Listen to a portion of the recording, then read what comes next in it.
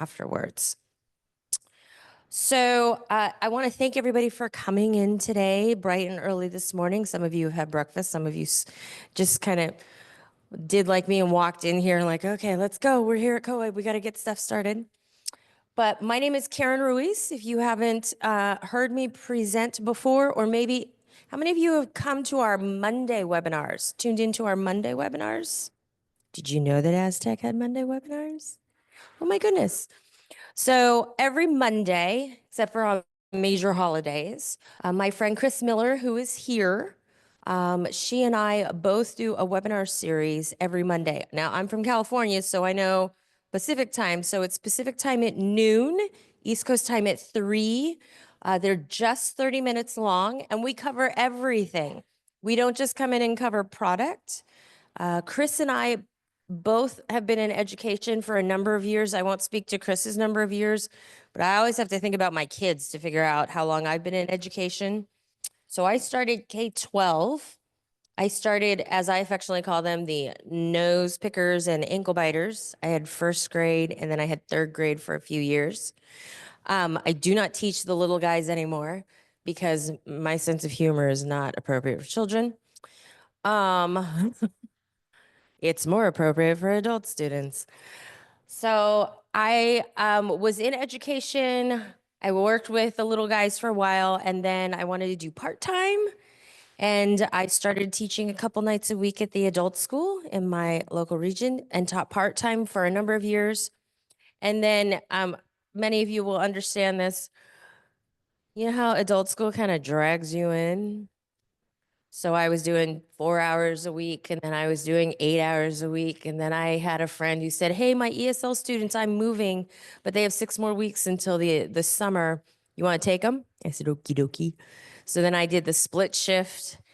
Then after that, for a time, then I went full-time, then I went full-time plus because I was doing the split shift. That was full-time, but then I was also our site's accreditation coordinator and also our data analyst.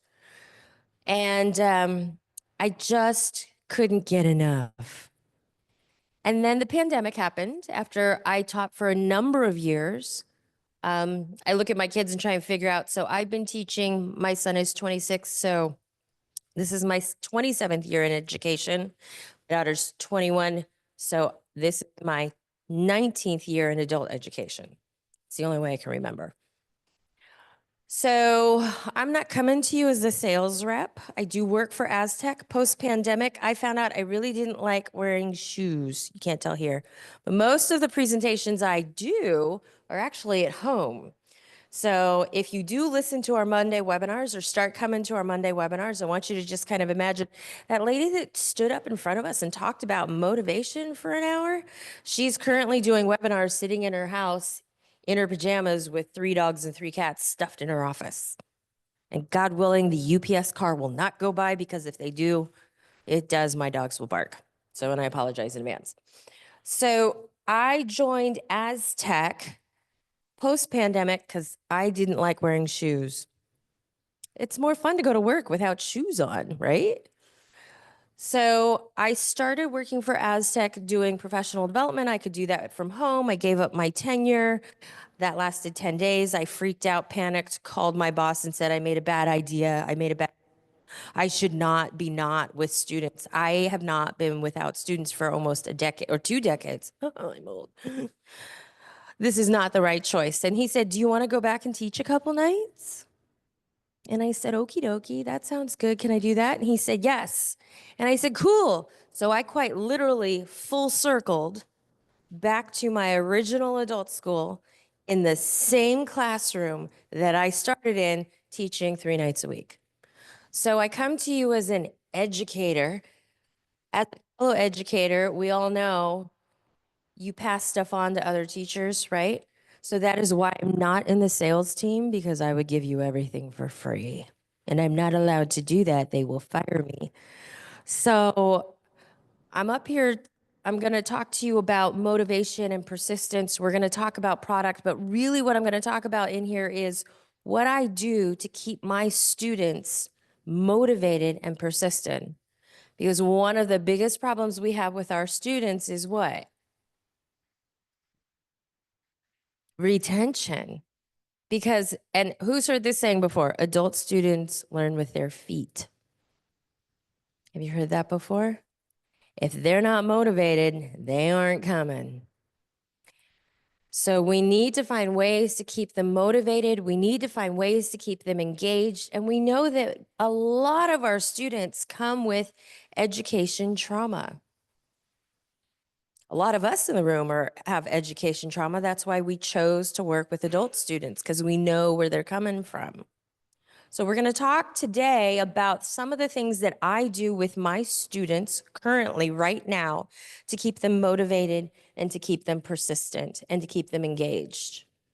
So this is just kind of a little disclaimery thing here. If you have any questions about product, if you have any questions about features or tools that I'm talking about, you want more information, if you are an Aztec client, please reach out to your field service rep. I don't see any of my California peeps in here. Do you have any California peeps in here? No. So in California, we have one dedicated field service rep. The field service rep works for Aztec. And if I, as a teacher, and about once a month I have to do this because I forget something or I lose something or I hit the wrong button, I contact our field service rep and ask him for help. His name is Colin Swanson. He is the rock star of California because he only serves California. So when he goes to conferences, it's literally, oh my God, is that Colin? I saw Colin. I've talked to Colin on the phone so many times. I talk to Colin once a month as a teacher when I say things like, oh my gosh, I forgot that one feature that's like super cool and I don't know how to use it. Once a month. If you do have additional questions about sales or licensing, you can certainly reach out to sales@aztecsoftware.com. I have one of my sales gentlemen in the back here. I can't remember, Greg, what areas do you service? Sorry.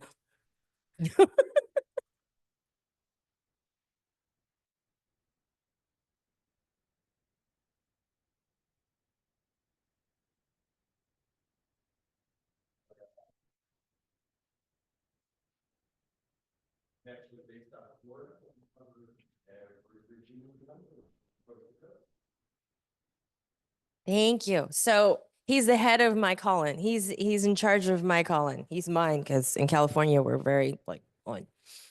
So they are great. I have worked with a number of different companies because in that I have worked with a number of different products with my own students. So Edgenuity, when I taught high school diploma, I didn't do Burlington English, but we had the standout books. So all of these different companies, one of the things I found unique is that you have a dedicated field service rep as a teacher. Colin gives out his email address. If I have questions, I can call and contact Colin directly and he'll get right back to me. That's how the field service reps work. As an administrator, that's great for you because then when there's a problem with the program or you have a new teacher that needs to be onboarded, you reach out to the field service rep and they will do all of that and take care of that for you. So Aztec's been around for over 40 years, and as we continue to grow and add more and more companies and products, there are more and more tools that we can talk about. So I'm mostly going to be talking about the online platform and the Steck Von books. But some of the other programs that we have, they also share similar tools. So our new healthcare pathway classes, those are all on the Aztec platform. So they're going to have a lot of the same features and tools. So these are all the things we're going to talk about today. We're going to talk about persistence in adult students. We're going to talk about 21st century skills and skills that matter. We're going to talk about processing and analyzing information, critical thinking, problem solving, etc. But all of those things we're going to talk about as to how that affects my students in my class with persistence. So let's start with persistence in our adult students. So this is WIOA data from 2020 and 2021. This is our national table 4 or 4B. And so it says the percentages of students, ABE and ASE students with paired scores. Who knows? Who doesn't know what a paired score is? Okay, good. Hello, WEO peeps. We all know what a paired score is. So 43% at 2020, 2021 data. We have 43% paired data. Why do we look at paired scores? What are, because I know when I started in data, I was like, okay, so they have a pre and a post. Why do we look for paired scores? What do paired scores show us? If they're gaining progress.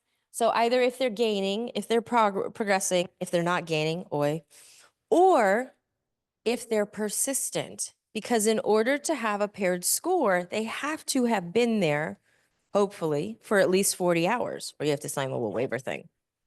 Okay. Now, I teach GED students Tuesday, Wednesday, Thursday in the evening. So for me, it's super important for my students to have a paired score because it shows that persistence because my students are working like 99.9% from home. They're not coming in because we don't require them to come in. They're required to do 10 hours of work a week. Most of it is on the Aztec platform. And they are not required to come in. We have what's called a forum setting, kind of like a library or study hall. They're allowed to come in if they want to. I have a student who about 2 months ago, 3 months ago now, we're in April, 3 months ago, gave birth to twins. And she started calling or texting me back, when can I come back? When can I come back? When can I come back? I said, girl, you just gave birth to twins. She said, I need a break. And my husband said that I could go to school and he would wash the babies Tuesday, Wednesday, and Thursday from 6 to 8:30. And I said, you need to be able to sit in our chairs for at least 3 or 4 hours, even though it's, 6 to 8:30. And so she said, okay, I'm going to start practicing working from home, sitting in a chair, and I'm going to come in. And about 6 weeks, maybe 4 weeks, she was back in my classroom. I have another student who has 5 kids at home. She's got 5 under 5. That's a lot. So she is desperate to come in on Tuesday, Wednesday, and Thursday night. And in fact, when I sent the email out that said, guys, I'm not going to be here on Tuesday and Wednesday of this week. I'm going to be in Dallas doing a presentation. She sent me a text right back and said, can I still come in, please? I said, yes, Miss Tiffany will be there. You can still come in.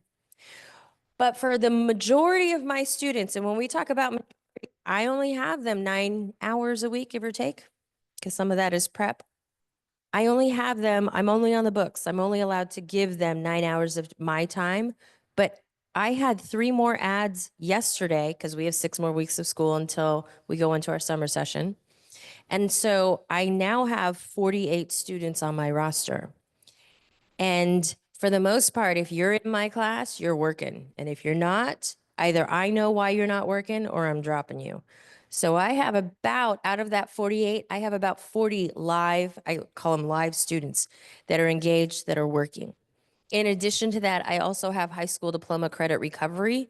They're concurrent students, so they're under 18. They're going to the high school during the day as a traditional student, and they're in the evening trying to make up those credits so they can walk with their graduating class at their comprehensive sites.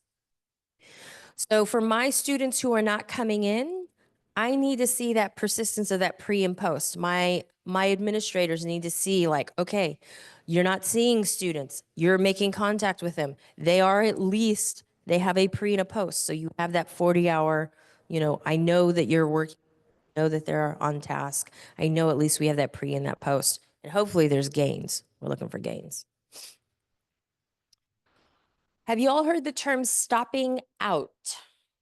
Yeah, pretty common. So sometimes our students stop in, sometimes our students stop out, take a little break for whatever reason. We have We have one high school diploma student. You know, y'all have that one student that's been on your campus for way too long, but he has stopped in and stopped out. His average, well, last year, I think he only stopped in and stopped out 5 times, but he's already up to 5, and we're only in April. And he's got like 12 high school credits to go. So we want to keep our students from stopping out, but we know that sometimes there are reasons that cannot be helped.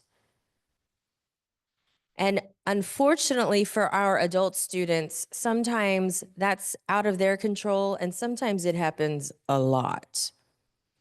I had a professor or a principal once, she was brand new to adult ed, and she was probably in about her 3rd month. And she said to me as we were talking about this poor student that was having issues coming to class because she kept getting pulled over in her van. She had a child in a wheelchair. So she had driver's license plates that had the wheelchair access thing on it.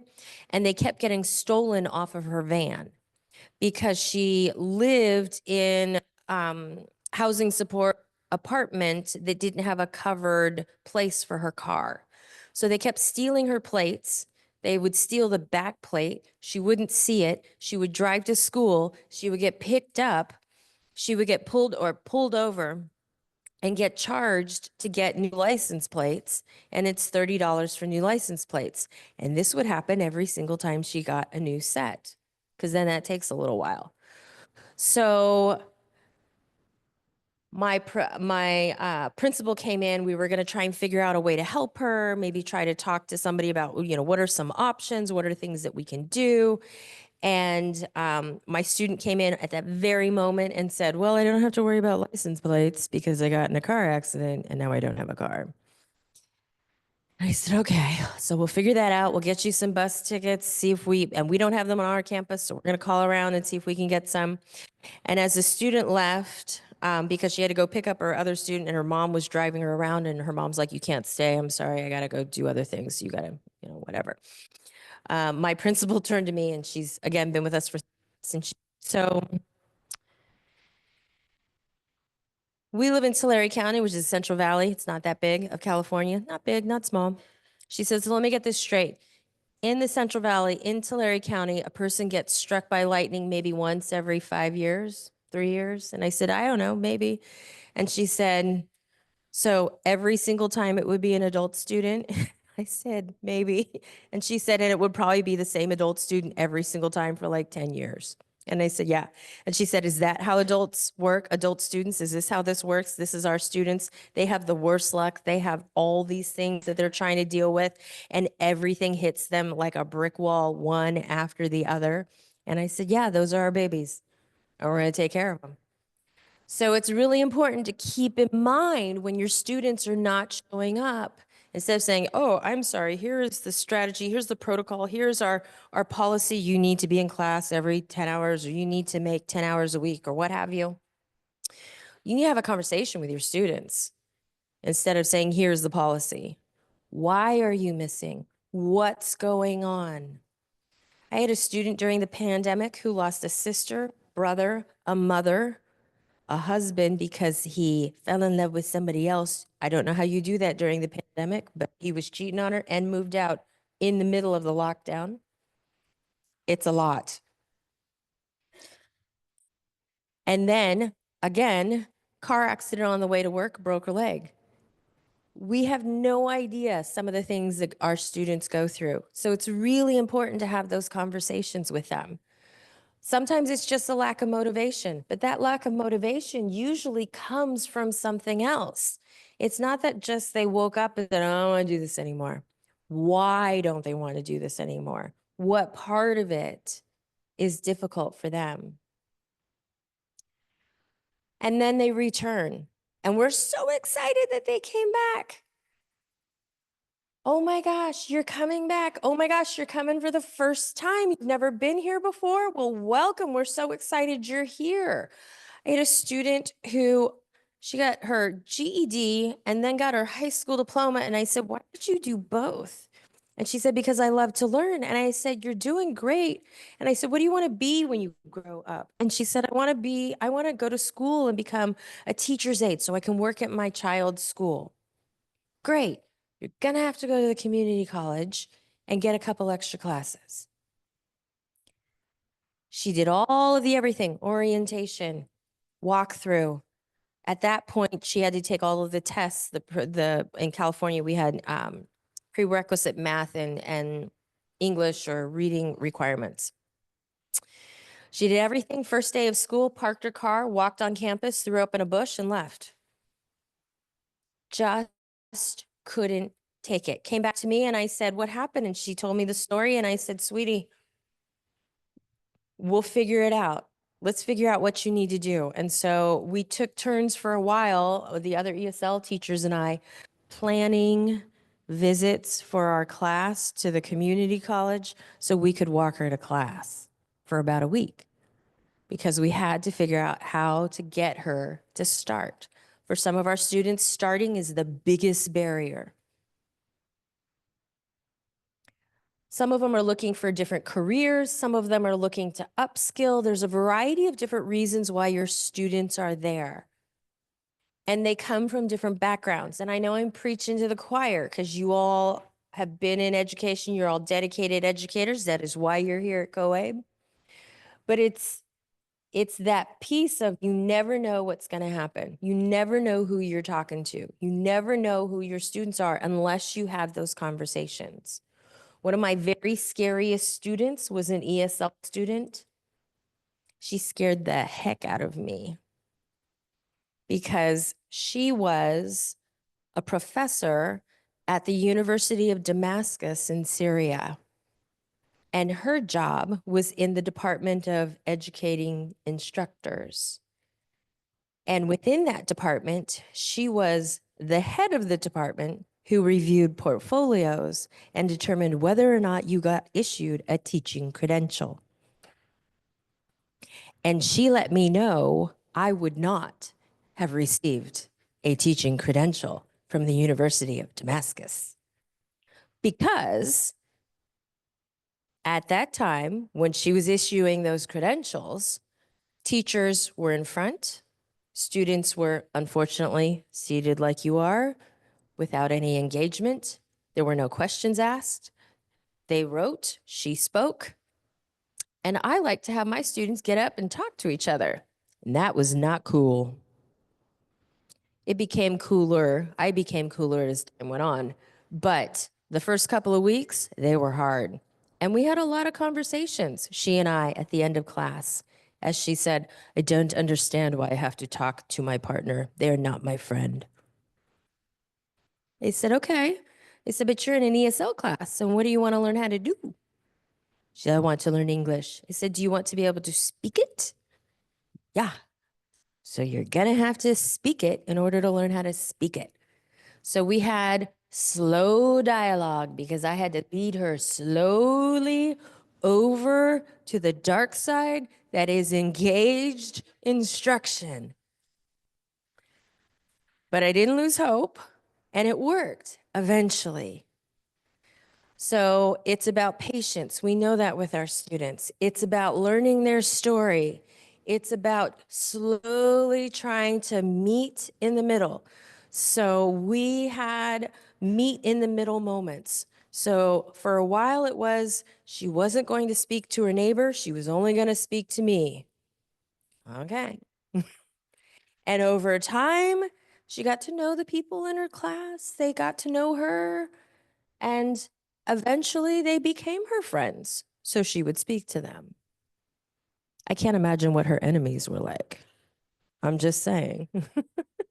So anybody know who this gentleman is? Anybody heard the word andragogy before? Oh, good. It's a new word. It's not a new word, but it's sometimes for adult ed. You know, I was trying to explain to somebody about how adult ed works. I said, well, for me, it was, hey, we're going to hire you on a Thursday. You're going to start on Monday. Do you want to meet the teacher you're going to be teaching with? And by the way, that write-up for this class, yeah, that's not exactly what you guys do. But you're going to jump in on Monday morning. Okay. So a lot of times we don't get a lot of that background that's specific to adult ed. I came to adult ed still in the mindset of children, working with children.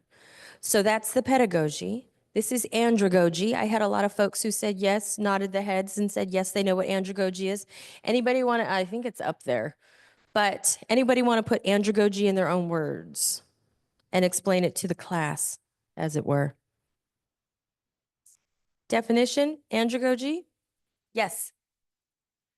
Teaching adults. Easy. Thank you.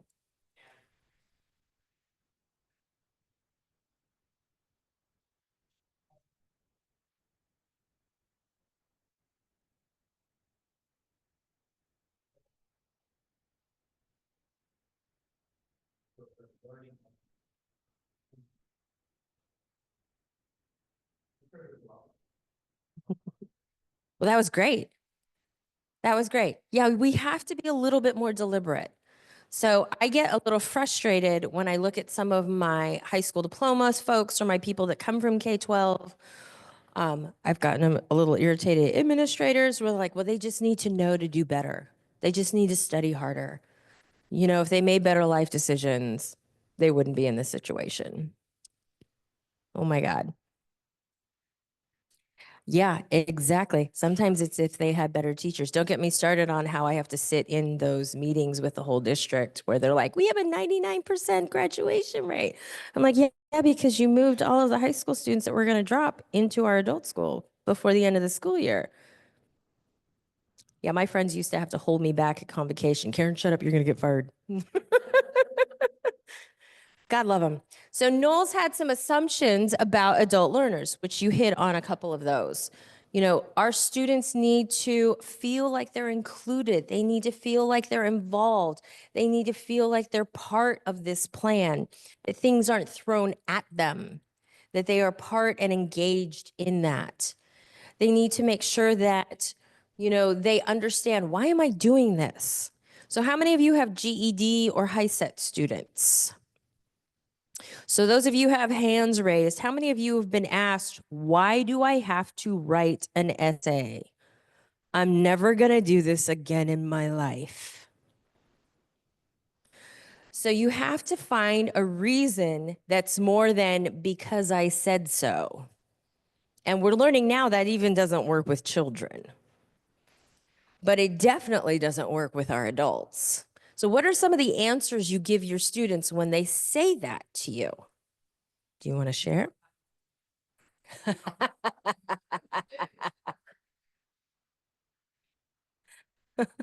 Do you know how to argue for the people in the Zoom? Do you know how to argue? Because if you do, and I know you do because I've heard you in class, you're going to want to be able to get that on paper. Other reasons you tell your students they have to learn how to write an essay. What are some other things you tell them?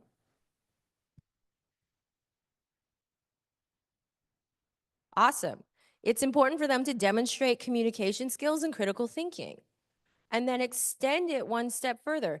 It's going to be important for you to do that if you take over as the manager at wherever you're working right now, because you're going to have to write those, you know, evaluations. You're going to have to ask maybe the higher administration from for other things. You're going to have to argue those things. You're going to have to put forth evidence that says, hey, this is what you need. And so it's important that they see the reality of it. Like, why is this important? Why do I need this? Even the quadratic equation, why is it important? Why am I going to need this? And so I saw this great piece, and I unfortunately can't get it to play on our slides, but you can Google it. It's from, oh, now I just ran out of my head. Neil deGrasse Tyson. And he says, we don't make students in American schools do the difficult math because all of them are going to be mathematicians and scientists. We do it to make them better critical thinkers and problem solvers. So if you share that kind of thing with your students, then math is less scary, because I'm not trying to make you into a mathematician. I'm trying to make you a better thinker. You know who successful people are? Whoever they are, successful people are better thinkers. They're better problem solvers. And so by sharing that with them, it takes the angst out of it. Especially if there's high school trauma, education trauma. My goal is to make you a better thinker is so much more personal than you got to get these assignments done. So these are just some of the additional principles about adult learners, but I think we covered most of this. Oh, did I tell you? This is Malcolm Knowles. Sorry. This is Malcolm Knowles. Dr. Knowles is the father. We call him the father of pedagogy. Oh, andragogy. Oh my gosh. Sorry, dude. So he's the father of andragogy. His saying was, andragogy is the art and science of inspiring and helping adults to learn. So let's talk about some effective learning strategies for adult students. So there's self-directed learning and there's self-regulated learning. And what I have my students doing is more self-regulated learning. My goal is to have them be able to stay focused on their work on their own and be able to have with them the resources and the strategies to be able to work mostly on their own. That doesn't mean I'm not involved because I hover like a helicopter mother over my students. But what it does mean is that my students, when they're working, and remember mine are working mostly from home, that they have some different strategies as to how to solve their problems if I'm unavailable. Because a lot of my students, and how many of you have distance learning students? A good handful of you. So do your distance learning students, do they work regular like 8 to 3 school times? Mm-mm. I have one who works from 11, about 10 or 11 a.m. until about 1 or 2, or I'm sorry, 10 or 11 p.m. until about 1 or 2 a.m. Monday through Friday.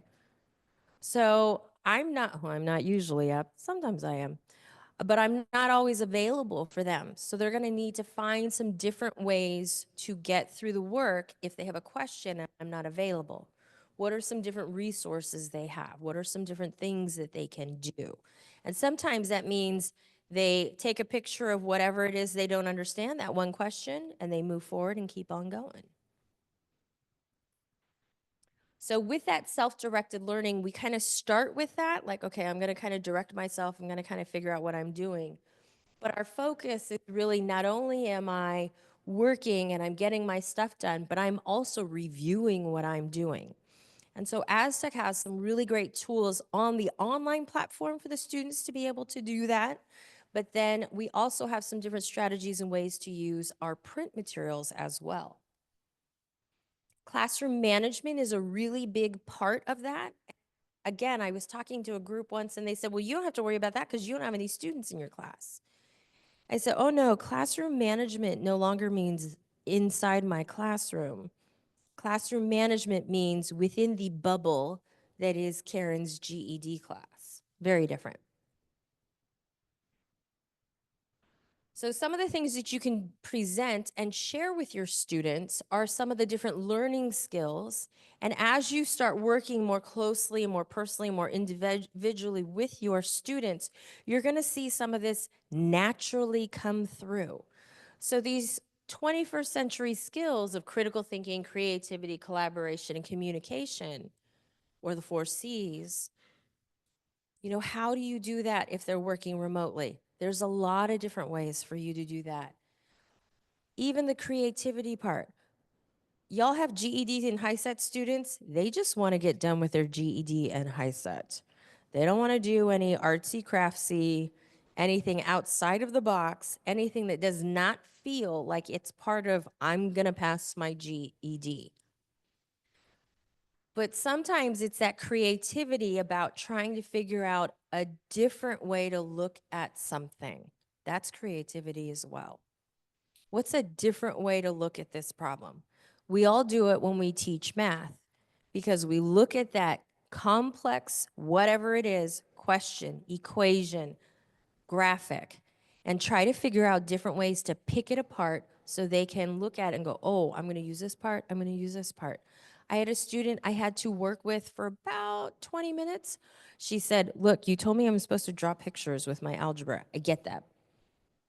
I can't draw these three-dimensional figures. I don't know how to do it. I mean, I see all these lines and they look like a pyramid. And then when I do it, it looks like, something ridiculous. Like, how do you do it?" So I said, "Okay, you're going to go Google YouTube and go look on how to draw 3D images." And she said, "You're telling me I'm supposed to watch YouTube videos on drawing? All I have to do is pass my GED math test." And I said, "Yeah, that's what you're going to do. It's what you need. It'll do step by steps. We got online, we figured out the right videos that were quick, simple, easy, done." Sometimes that's what they need. Collaboration. My students work from home.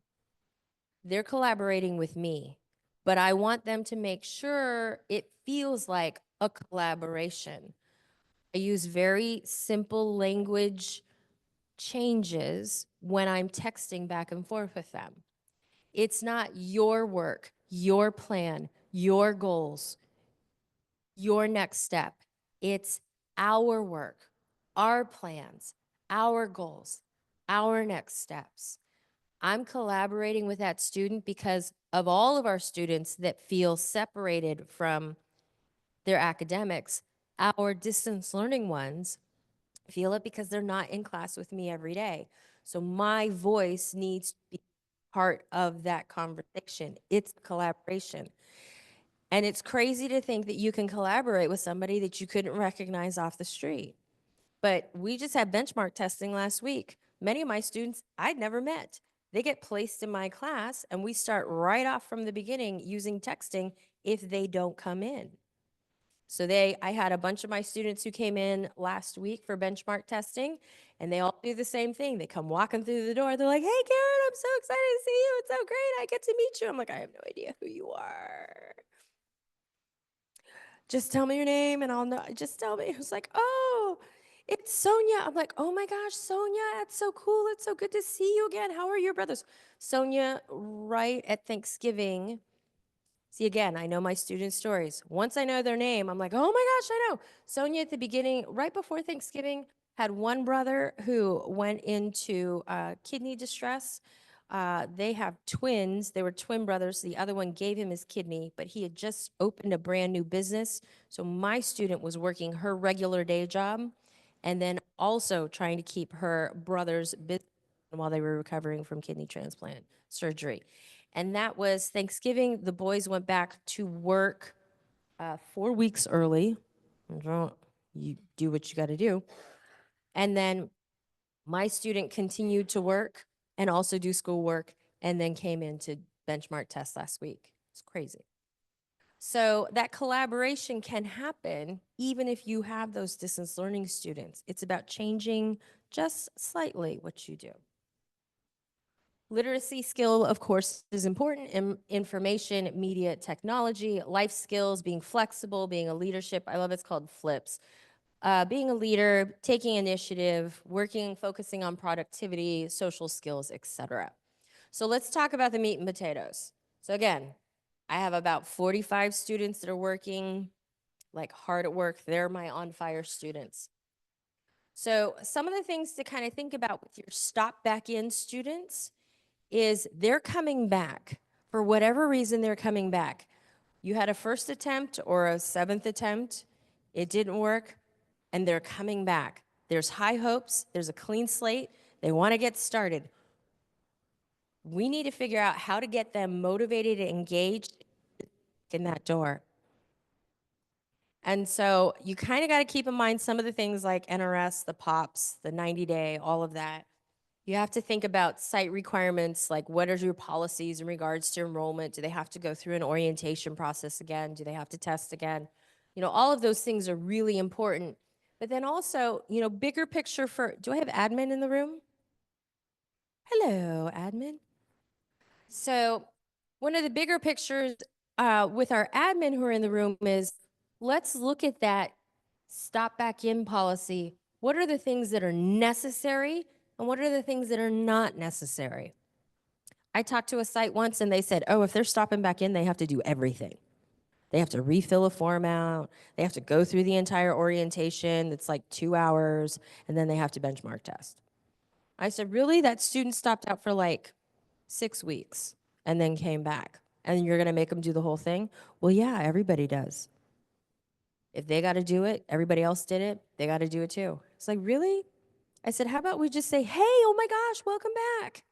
Is your information still the same? If you moved, did you get a new cell phone? You didn't? Awesome. I'm going to have you do benchmark tests again, but then we're good to go and you can go see Miss Karen. Okay. Make it less barrier filled. Sometimes policy is policy and you can't fight it. Other times policy is like, wait a second. Is this what I have to do with my students? Is this really necessary? Of course, those assessments are super important, and I'm going to talk about those in a minute. But when you have your students stop back in, it is important to get some of those assessments redone. And you really need to have a conversation with your site and your folks and figure out what is the best for your students, because every kind of community of students is a little bit different. For our GED students, we kind of look at them and say, okay, if I haven't seen you in 6 weeks, you probably haven't gained or lost a whole lot. But I haven't seen you in a year or 9 months or 6 to 8, 9 months. Maybe we need to do another GED ready practice test and see where you're at.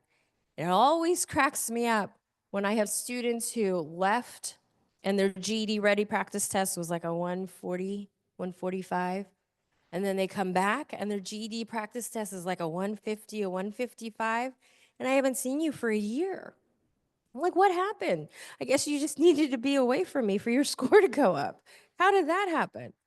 But then usually we go back and we look at that data and we're like, oh, we gave that GED ready practice test when you first started. You worked like gangbusters for 3 weeks, 5 weeks, 9 weeks, 2 months, etc., and then stopped because you got a new job. Your new job, you're working in an office, so you're still kind of working computer skills, problem solving skills, language skills are really heavy in what you're doing. And so when we go back and take that GED ready practice test, your score has actually gone up. Because before the job you had, you weren't using those language skills as much. So I tell the students, like, I'm your teacher, but really I'm like your learning translator and guide. I have a teaching credential. They don't call it a learning guide credential. Although tour guide through your education would be kind of cool. So those assessments are really important. Those reports that come out of those assessments are very important. Yesterday, I did a whole presentation on using the data because I love data. Data is my bacon. I love it all. Sometimes you can overdata your students, but I think that for me, I always tell my students why we're taking the test. What's your response to your students who say, why do I have to take this CASAS test again? Why do I have to take this TABE test again? What do you tell your students? That is part of it.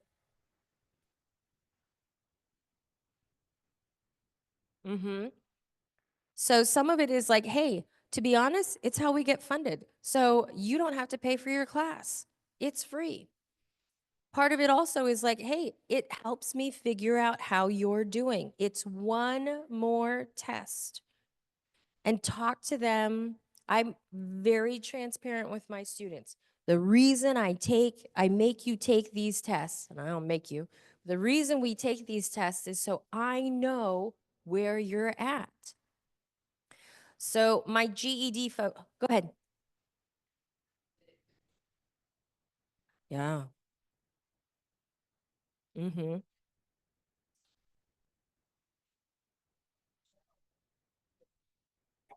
Exactly.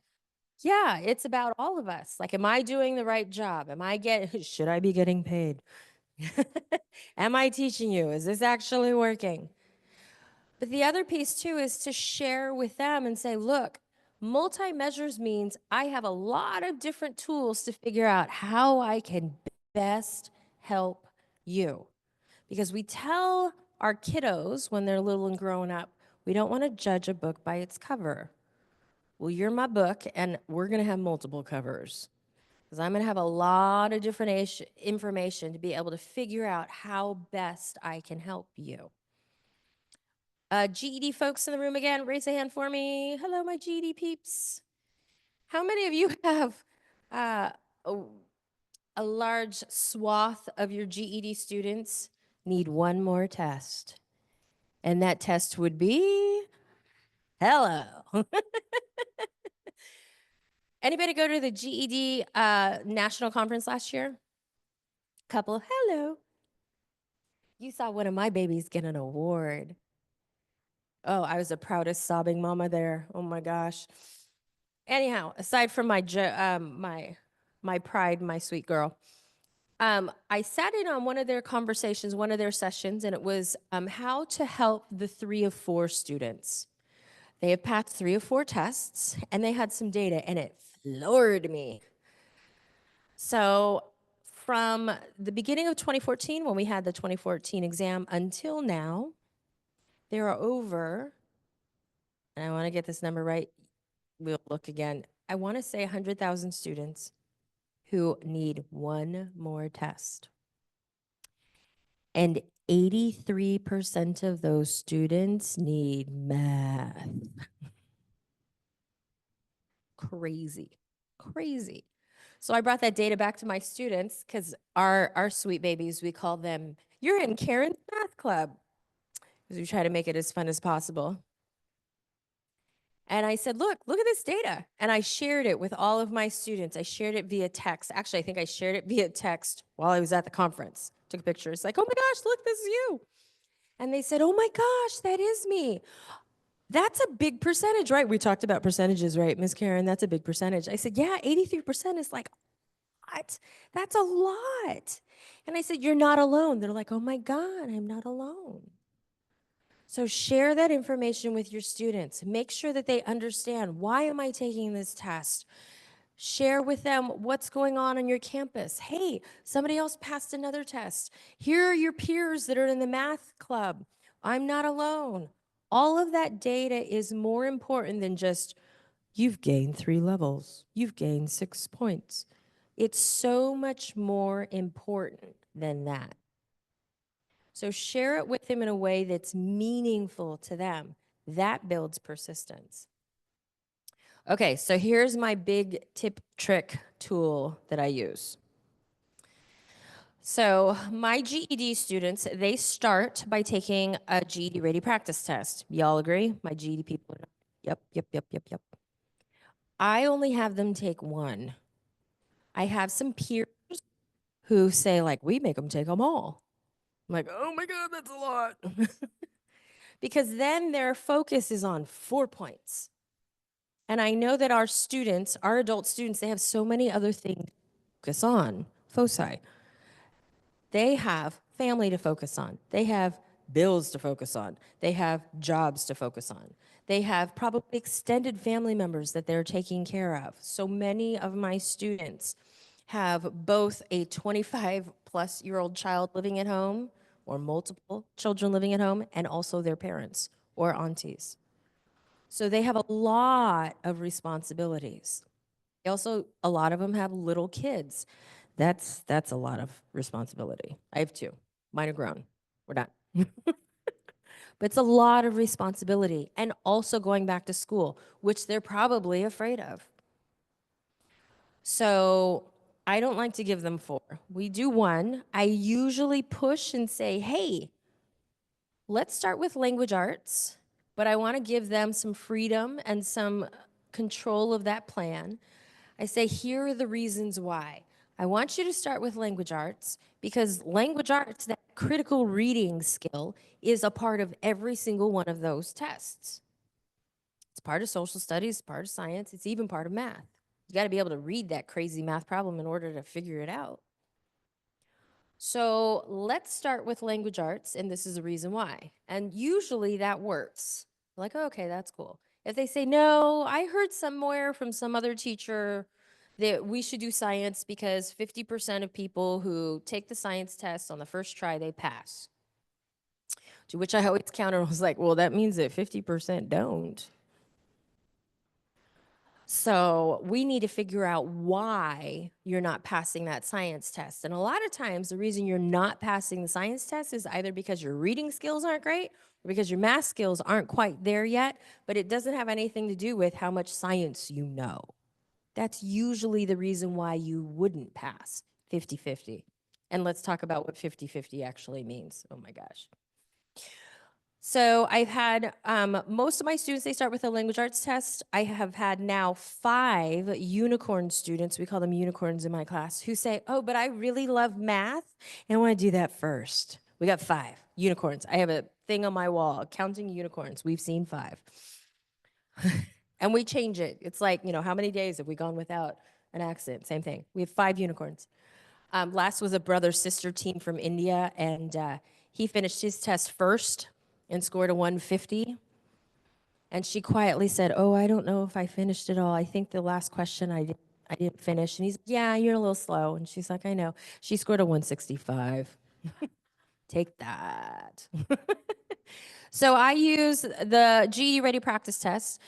Those of you that are using GED Ready Practice Test, you all know you can link your work to the report. Yes, nodded heads. Anybody who doesn't know that? Don't know what I'm talking about? Y'all know how to link your stuff? Okay. So I have my link to Aztec because my students, that's what they use. However, sometimes they'll also use the print materials depending on their Wi-Fi issues at home. So I could link it also to the books as well.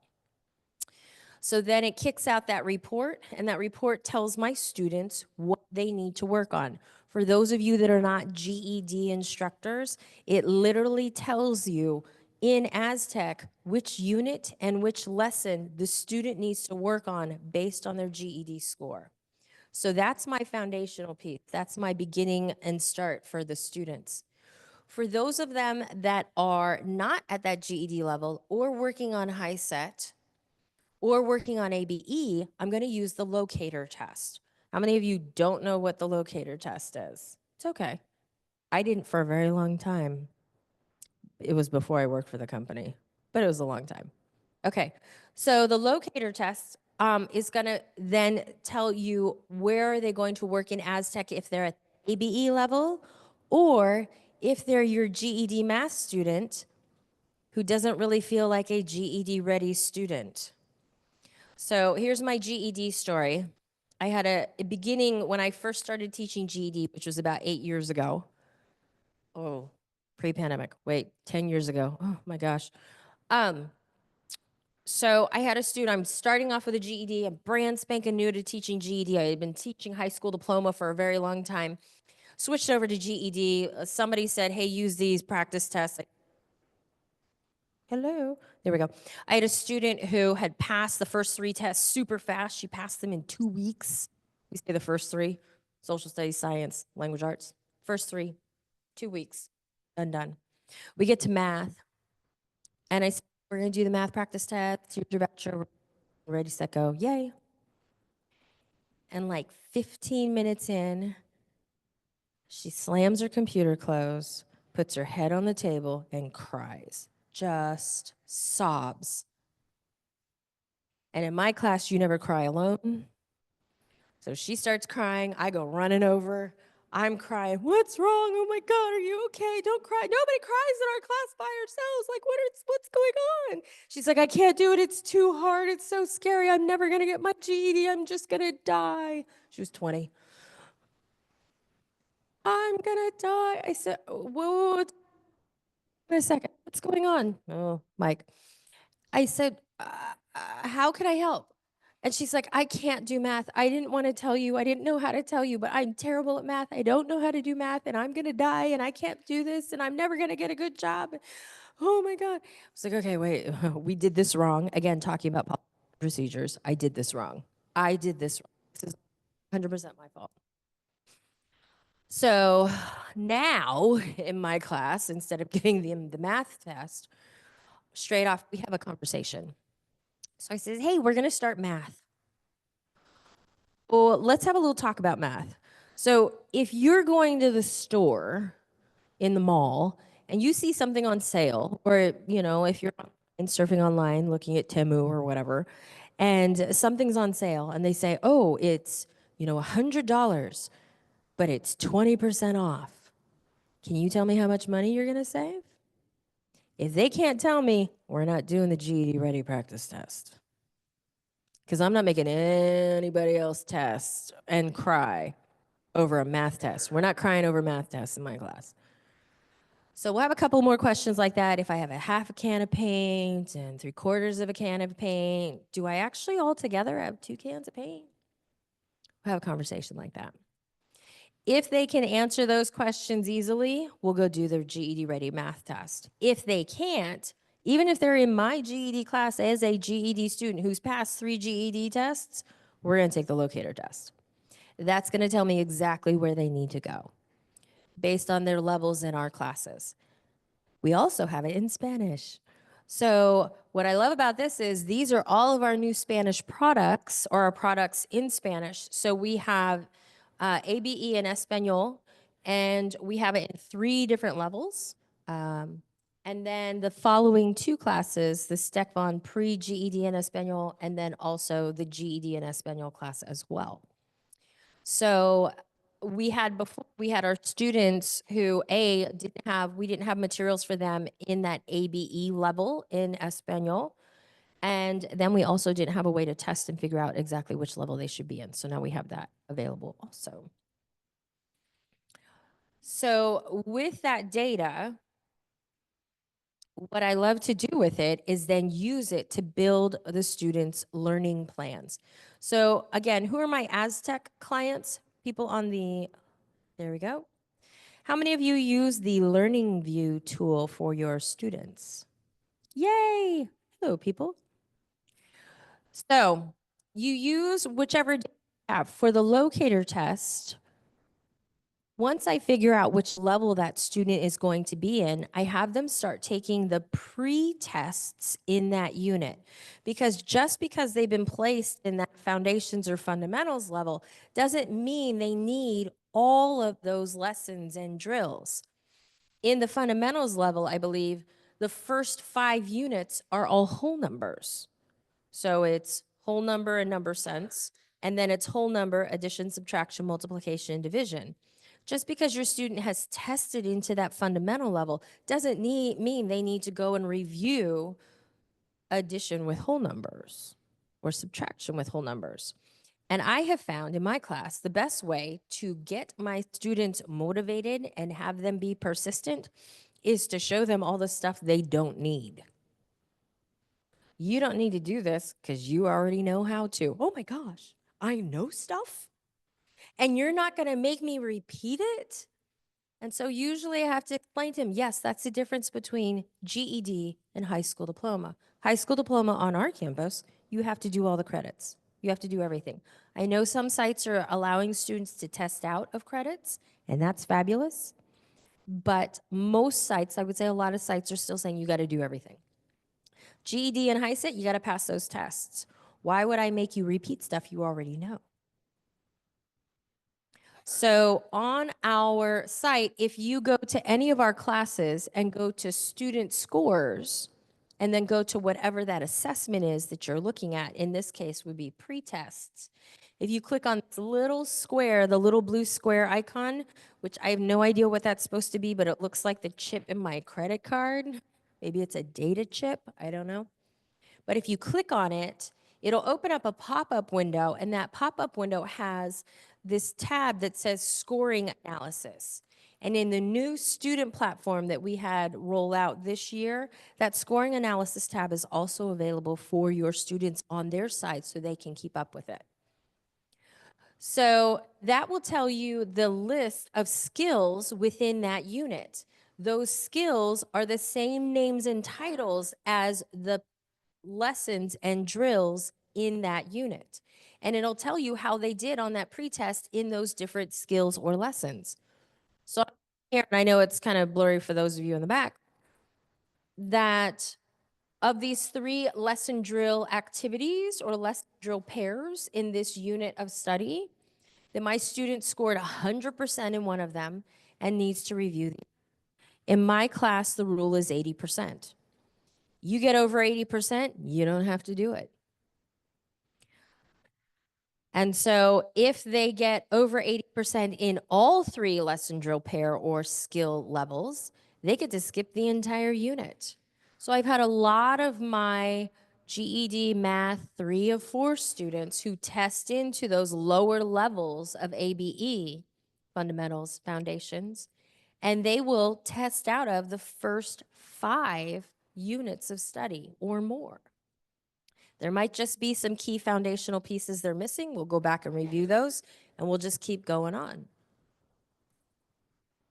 I also use some of our additional materials to kind of support our students. I've had a lot of students, well, when I had access to GED Play as an instructor.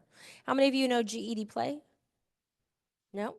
So I love GED Play, and unfortunately, the school I'm at now, because I took a little detour and went to another adult school. I thought I wanted to be a principal for a hot minute, and then the pandemic happened, and I said, no, thank you. So while I was at that campus, we had GED Play. GED Play is a library of videos. They're all those GED high impact indicators, and the videos are 8 minutes apiece. Now, each unit of study, it may have up to like 10 videos. So we're talking a lot of minutes of footage for students to have access to. And I have a lot of my students who are at high GED level, like you're getting ready to test, but you don't know what to do, and we're trying to figure out some time. I would have them review those videos. And I had one student who scored like a 155-ish, 156-ish on her social studies practice test right out of the gate, first time she took it. And she said, but I don't want to take the test yet. I said, you got a 156. It's a 145 to pass. You're way over. And she said, but I don't feel comfortable with the terms because I've been out of school for 20 years. I said, here's GED Play. Play it in the background. So she would play it on her phone through her car as she was picking up kids. She would play it on her computer or iPad while she was cooking dinner, washing dishes, folding laundry. So that vocabulary started to feel normal, quote unquote. We also have GED Flash. Anybody have GED Flash in here? So GED Flash, I love it. GED Flash is for, I had a teacher who said, I hate GED Flash. I said, why do you hate GED Flash? She's like, there are no lessons. I said, that's the point. That's why we have the other GED class. So GED Flash is like flashcards. Every single card is a GED-like question. It was developed in coordination and collaboration with GED. Every single question was vetted, which is a lot because we have over 9,000 questions. Students get them 10 at a time. And so it's a good way for them to practice. Again, for my student who hadn't taken a test in 20 plus years, it was great for her because she'd never taken a test on a computer before. So it was good practice for her for like drag and drop and, you know, those big long resource pieces and trying to figure out, okay, I got to toggle and roll it up and roll it down, things like that. So here's my other piece, and then I think we're just about done. Yep. So with those reports, I use the Learning View tool. The Learning View tool is going to take it so that everything your student sees on their Aztec platform, you have control over. So instead of your reading student getting lost in math land, y'all ever had a student who's starting off in reading and they come back the next day and say, what's a quadratic equation? I'm like, what the heck were you doing in math? We're not doing math. Get out of there. So instead of having access to literally everything, you can limit what they can see. So I use that GED report and I fill their learning view with only the things on their GED report that they need to go back and review. Or at the lower levels, I'll use those pre-tests to limit the activities that they can see. If they don't need to do main idea and theme development, I'm not going to show it to them. And then I don't have to count on them to remember to skip it. Instead, I tell them as I'm building and texting them and sending them screenshots. Actually, we have a pre-video that kind of shows like, here's your score. Here's what you actually have to work on from this larger amount of content. That builds that persistence again. Oh my gosh, I know something and she's not going to make me repeat it. So I'll build it out so they just have access to the activities I need them to see. How many of you use the reports? Are you using reports for something other than attendance? Okay.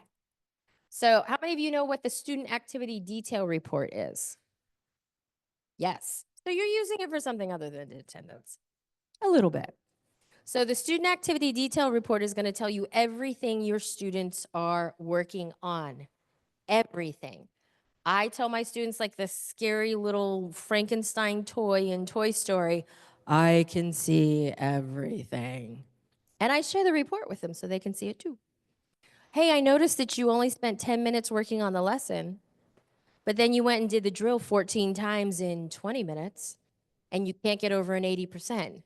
Let's have a conversation about how we should study and why that drill score is both important and not that important. It's important because it tells me you understand. It's not important because those questions aren't going to be on the test, on the big GED scary test. So we can have those conversations because I now have the information to share with them and say, this is the reason why I'm making you stop and repeat, not just do it again. And I think, where are we on time again? About 3 minutes. So I wanted to make sure, I'm going to pause here. I want to make sure that we don't have any questions in the room. I want to make sure that I get you off to your next session on time. So questions in the room? I don't have the slide up here, but I want to let you know, yes, every single one of my students has their very own learning view that I manage. There's 45 of them. I work 9 hours a week. It can be done. It's a different way of teaching. It's a different way of thinking about it. I'm not writing lessons. I'm not instructing in person. It can also be done with your students who are in person.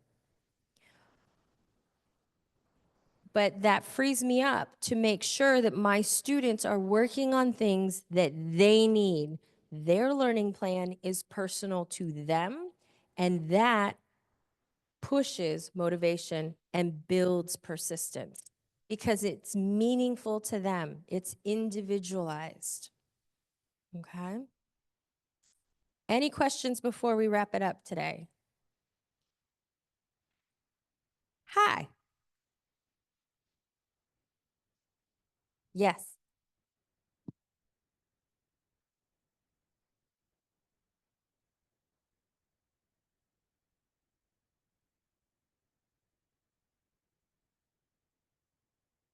How do I take? Yes.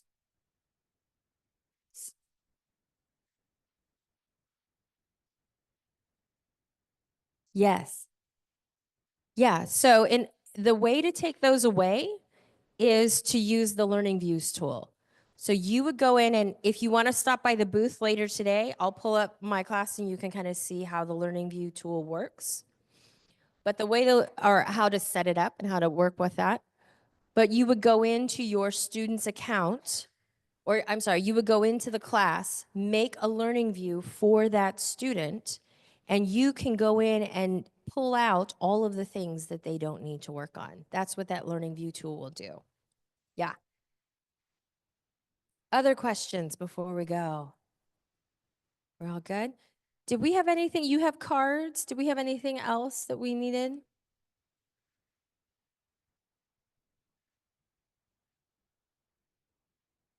Okay. Well, thank you so much for joining me early this. Come by the booth.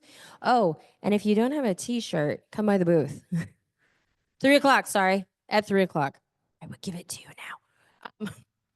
Thanks all for joining, and we'll see you soon.